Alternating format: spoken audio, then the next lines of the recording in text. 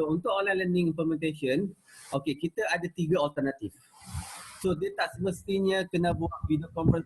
Video conferencing ni macam Zoom lah. Zoom, Skype, itu dipanggil synchronous.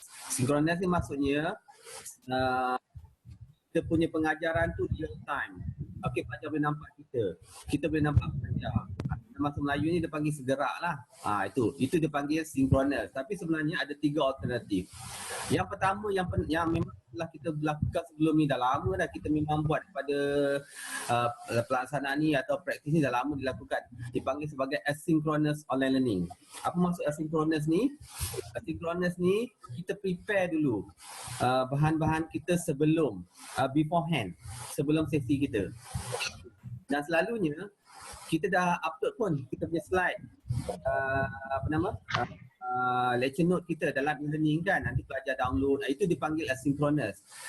Tetapi sebenarnya untuk online learning implementation kita nak lebih daripada itu.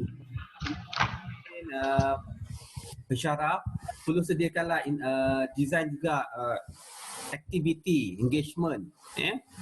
Bolehlah buat video interaktif berkenaan dengan dia punya lecture note, bukan saja PDF slide, PowerPoint saja. Nak lebih sikit daripada tu. So sebab pelajar memang kita tak nampak pelajar. Kalau kita nampak pelajar, kita buat blended learning, itu okey sikit. Sebab kenapa kita upload saja kita punya PDF, dalam kelas kita boleh jumpa balik pelajar. Tapi kali ni kita langsung tak jumpa pelajar. Jadi kita perlukan more than that lah. Alternatif kedua adalah synchronous. Synchronous ni kita akan nampak pelajar. Pelajar akan nampak kita. Dia ada interaktif real. So ini dia panggil synchronous, dan kita memerlukan aplikasi video conferencing lah untuk melakukan ini. Dan yang ketiga adalah task based online learning, on project. Pensyarah berikan projek, okey, pelajar laksanakan projek tu dan pelajar akan bentang task tu lah online. Okay. Ini lebih spesifik cang lah daripada cang. Dan sebenarnya tiga-tiga alternatif ni boleh dilaksanakan lah. Pensyarah boleh pilih. Tak semestinya kena buat video conferencing je, kena pakai Zoom je, tak Kita tengok alternatif synchronous yang ni lah. Synchronous sebenarnya dia adalah live session. So live session ni maksudnya in real time lah. Kalau Facebook ni dia panggil Facebook Live. Kena pelajar boleh nampak kita. Alright. So itu berlaku dalam real time. Okey, tak kira lah pelajar kat mana. Tak kira lah dia punya tempat tu kat mana, dia boleh join kita. Dan dia boleh juga tak semestinya pakai laptop. Handphone pun boleh. Example contoh yang kita boleh lakukan adalah kita boleh gunakan, okey, yang paling senang adalah kita schedule lah chat. Okey, kalau tak nak guna WhatsApp paling convenient lah, semua orang ada WhatsApp kan, dan harap-harapnya ada WhatsApp kelas masing-masing, WhatsApp atau Telegram lah. Apa beza WhatsApp dengan Telegram? Okey, WhatsApp ni limit dia 256 je, 257 lah termasuk kita. Alright, lebih daripada tu kita tak boleh grup tu akan penuh. Tapi kalau Telegram unlimited. Itu je. Tapi saya rasa pun tak adalah kelas lebih daripada 256 kan. Kebanyakan kelas tu dalam 30-60. Alright. Okey, bolehlah juga pakai e-learning UTM Forum. Alright, kalau bagi siapa tak nak dengan WhatsApp kan, kalau kita pelajar banyak bolehlah pakai UTM Forum pun boleh di e-learning Okey, kalau untuk video conferencing seperti mana yang saya cakap tadi tu, kita pakai view button. Okey, view button ni open source. Maksudnya pensyarah boleh guna free, tapi view button ni ada kekangan. Kalau terlalu banyak sesi terlalu banyak sesi serentak, dia ada sedikit hiccup lah, itu je problem dia, sebab dia open source. Open source ni UTM manage sendiri. Kalau macam Google Meet, itu Google manage. Jadi masalahnya tak ada masalah lah. So berapa ramai pun Google Meet dia tak kena. Google Meet, Zoom, Webex saya rasa tak ada masalah. Cuma Big Blue Button setakat ni ada kekangan daripada segi infra lah. Kalau banyak sesi, kalau banyak sesi dia akan slow sedikit. Itu untuk Big Blue Button. So dekat mana kita nak dapat ni? Kalau dekat Big Blue Button, okey, kalau kita tengok sekejap ya.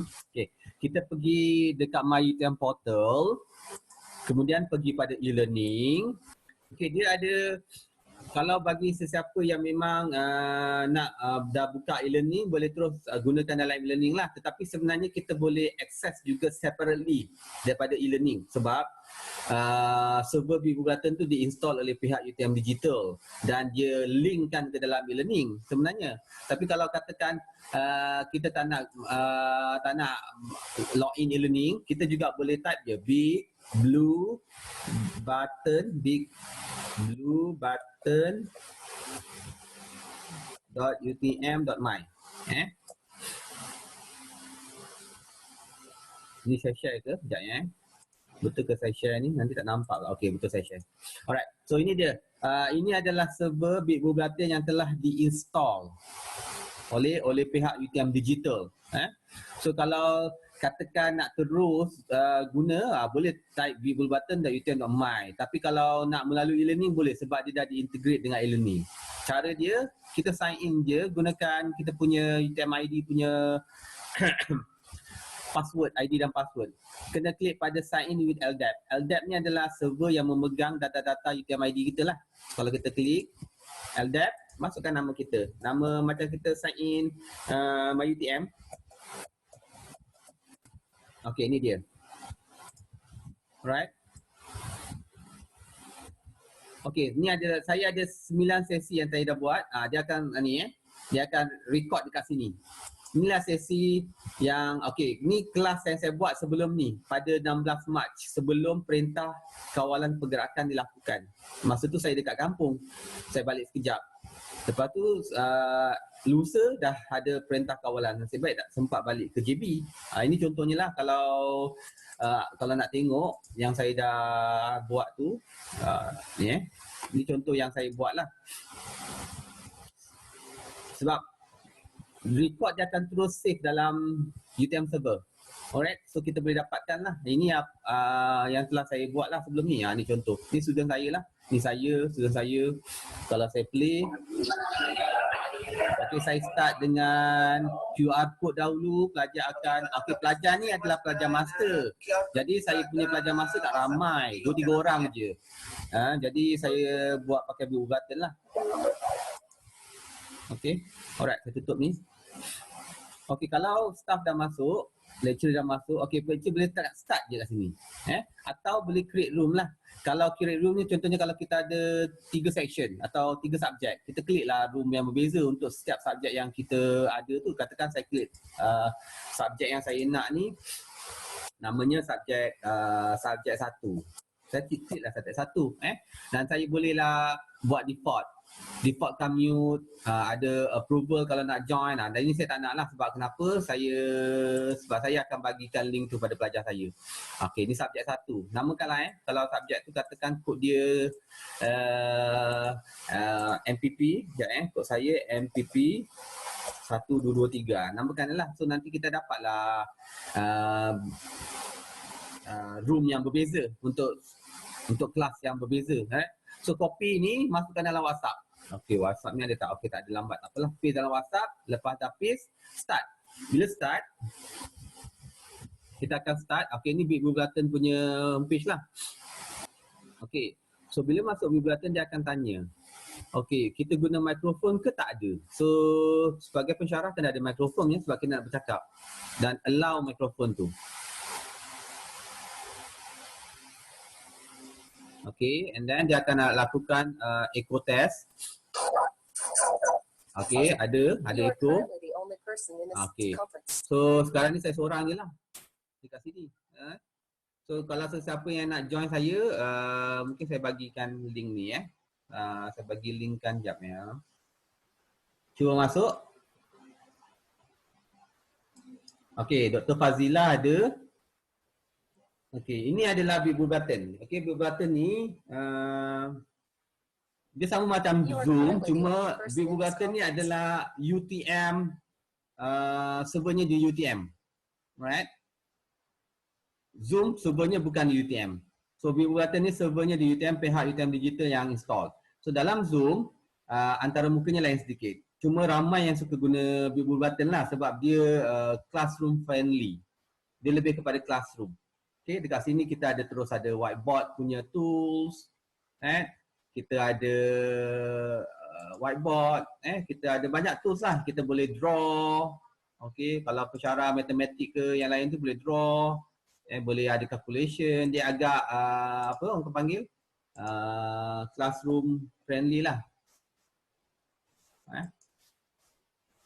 Alright, so dia ada juga kita boleh start a pool, kita boleh buat break room. Okay, break room tu maksud dia kita boleh pecahkan kita punya user kepada mungkin 2 group atau 3 group. So each of group tu nanti dia akan ada own room of discussion dalam Big Blue Button ni lah. Okay, so saya pernah nampak ada yang dah buat ni apa nama ni, dah ada yang buat ni. Okay, so boleh ini adalah Big Blue Button. So boleh kita type lah, kita boleh apa tu, kita boleh lukis-lukis lah semua. Alright, dan kita boleh upload kita punya QR code pun kita boleh upload ya. Okay, alright, so saya stop Big Blue Button ya. End. Okay, tapi cuma satu saya nak beritahu. Okay, Big Blue Button ni kita kena start recording sebab dia tak auto recording. Ni kena start.